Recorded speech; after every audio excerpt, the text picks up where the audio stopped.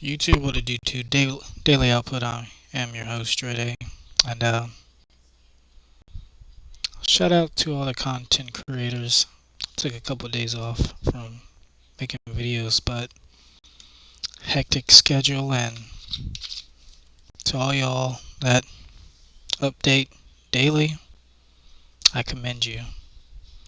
But this video is coming from Valuetainments with Candace Owens on it. And we're gonna see what she has to say about Ukraine situation. And I know the Israel and Palestinian war was escalated over the weekend, but hopefully I'll get time to do some video on that. But let's see what she has to say. She's always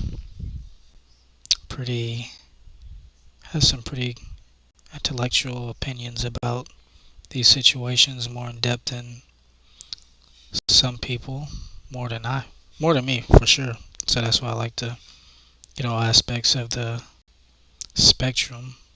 But let's hop into it. When I was watching the Republican debates, and they're sitting here trying to make me cry for people in Ukraine. Are you kidding me? Are you kidding me? Have you looked around America yet? Do you really think that this is what the people at home are going to respond to, perpetually telling them that they have to care about another nation more than their own backyards, that they should be caring more about what's happening in Ukraine, and Chris Christie trying to pitch it, and Pence trying to pitch it, and Nikki Haley, we need to be the police officers of the world and we can't even police her. We can do both. No, we obviously can't. Like, have you walked down the streets of Los Angeles? Have you walked down New York? We clearly, obviously can't do both, right? And so having, I think, that the courage to stand on something that doesn't feel establishment popular or mainstream media popular, but that you understand is what people are actually feeling. And, I'm very much a person that from the very beginning has said, F Ukraine. I stand on that. And I would have said it if I was on the debate stage. Like, I would have let them all do their little pitch and the cries, the tears, because how this gets into the why if Ukraine is what I ask. Why? Because Richmond north of Richmond, you know what I mean? Because Richmond north of Richmond, because people literally can't put food on the table. You've stopped people from working in America. The average person is struggling to even be able to afford gas, groceries. You have people that are dealing with an influx of crime and illegal immigration in their cities. People whose daughters and kids are being raped and killed. That woman that was horrifically killed in Arizona going on a run by an illegal immigrant. All of this is happening in our country right here.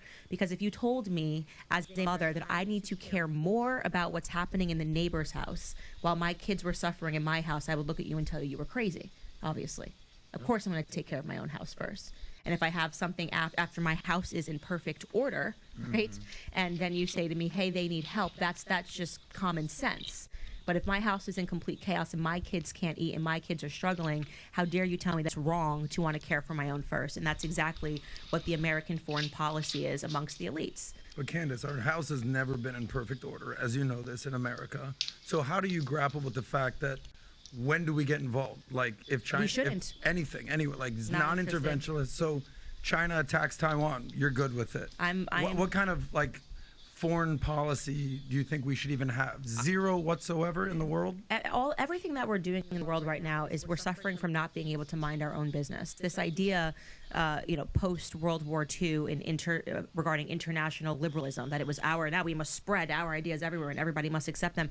Maybe people don't want to live like Americans want to live. Have we ever thought of that? Like, maybe people in Iraq and Iran actually are not interested in the way that we live. Maybe people in Saudi Arabia are not interested in the way that Californians live. And by the way, if you're looking at what's going on in California and LA, does it seem like maybe people should be embracing American values and principles at this moment? Like, if you could buy them and purchase them right now as another country, you probably would be wanting to go the other way. Hence Uganda and the laws that they're putting in place trying to keep this LGBTQ agenda that Americans are funding all across the world. Why are we funding that? Why are we funding saying that girls in Pakistan need to learn about transgenderism? This is the foolishness that our tax dollars are going toward.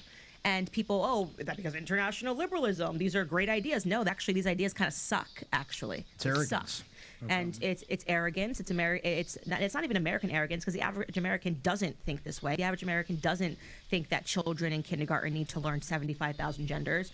We're not impressive academically. Kids are getting systematically dumber in America. We have nothing to show for all the money that we're spending all around the world. Our country is in full decline. Yeah. So I actually want to be clear. It's not just F Ukraine. It's F everybody until we get our house in order. So nothing. Yeah. You don't want to be involved. So if China attacks Taiwan and the semiconductor chips we're relying on, and that's going to be gone, and 96% of the products that China manufacturing right now in China were Apple's manufacturing in China, and they go through that mess. It's okay. It affects. You're totally fine. Not our boys to die on foreign soil. Zero. No, not one American life should be lost. So then how do you? So then what would? If a Candace Owens was president today, what would your foreign policies be? What would your approach be with Xi? What would your approach be with Putin? What would your approach be with what's going on in Iran or some of these guys? What would you do? Yeah, well, I mean, with Putin, obviously the worst thing that we could have possibly done, which is what's happening now, is folded him further into the arms of the East, okay? Putin should be a natural ally with the West. We have been pushing this fake Cold War for way too long, okay? We're not in the 60s anymore, okay? Putin is not trying to rebuild Soviet Union. He doesn't have the money. I mean, it's completely ridiculous to think that Russia is the biggest threat. This is just the mainstream media simulation. It's going to be just like the Soviet Union, whereas we're the ones that are actually pushing further into that territory. I mean, it's complete delusion. We're the ones that is putting NATO on everybody's border and pushing and inching further after we gave promises that we wouldn't do that we would not expand 1 inch eastward, okay? So we're just not being honest about what it is that's even happening over there. We're not being honest about the corruption and the laundromat that Ukraine is, and the reason why we have such a vested interest in it, Biden's interest in it, Burisma and everything that's going on. This has nothing to do with caring about Ukrainian soldiers. If you actually bought that narrative that they're worried about the Soviet Union expansion, you're absolutely wrong. They want to expand their own power in that region.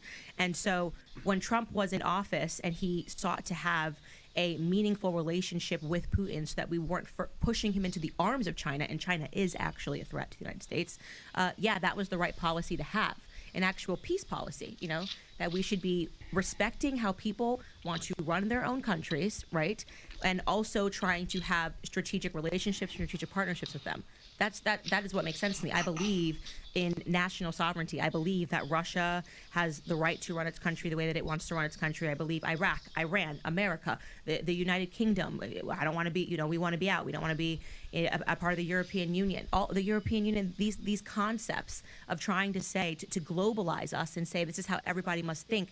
In America, we can't even decide on how we all want to think. You know what I mean? The Southern principles and values compared to New York City and LA is something that we can't seem to figure this out. Can I give you perspective? Can I give you perspective? I want to get your perspective on this. So, your Daily Wire. I was just with Ben a couple of days ago, and we had a good time together. But think about a company, for example, that's built on software we rent, which we all do, right? A company's not built on 100% of software that you have, right? When we build an insurance company, we borrowed a company called iPipeline. They are a behemoth of a company, $2.5 billion company. After 10 years of saying no to him, he finally said, let's make it work. I said, let's make it work. And he came and gave me an offer. I couldn't refuse. I said, let's roll. Mm-hmm. Then another one and another one. I won't name all of them. But my perspective is to say, guys, moving forward, if you're not one of our, a product that we're not doing internally, that's it. I don't care about them. We're not going to do any business with this is it. It's foreign. We're not going to do nothing.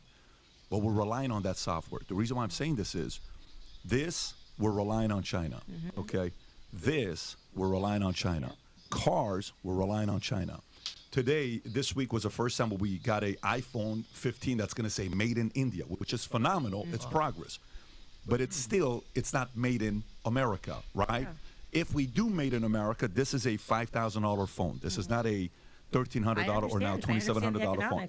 So all I'm saying to you is and I get it. I get the fact that we spent $100 billion. White House finally confirms they spent $100 billion on Ukraine, and we sent $700 a family to Maui, which is absolutely pathetic. Yeah. And it's still, it's been a month already, whatever the timeline's been. Yeah, we'll eventually get to it. What do you mean we'll eventually get to it with a couple thousand kids still missing? But that desire to say, nope, that's it, nothing, no foreign policy, No need to. But what we're talking about here is we're talking about our involvement in foreign wars. That's not to say that we shouldn't be doing business deals. That's why I said strategic partnerships with people that are overseas. Well, I get that, but what I'm saying is, he asked the question: if we allow China to attack Taiwan, you're like, nope, we're not doing anything. We're not sending our men over there. I'm not sending. Yeah, I'm not sending a single. American So you're soldier okay there. if we lose all the I manufacturing? don't think that's not necessary. That's not necessarily going to be the conclusion. There's a lot that could happen in between. There's a lot of negotiations that can take place. This is why you have ambassadors that go over there. What I am saying is that if I were president, and I'm not, okay, and obviously I'm sitting here giving you the Owens doctrine off the cuff, but obviously you'd have to sit down, and this is why you build a cabinet, and you have people that are smarter than you in the cabinet talk about these things. You bring in the best business guys to talk about how you get around this.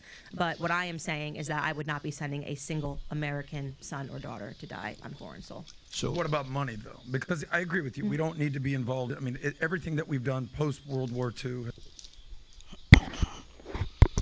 That's basically the video, but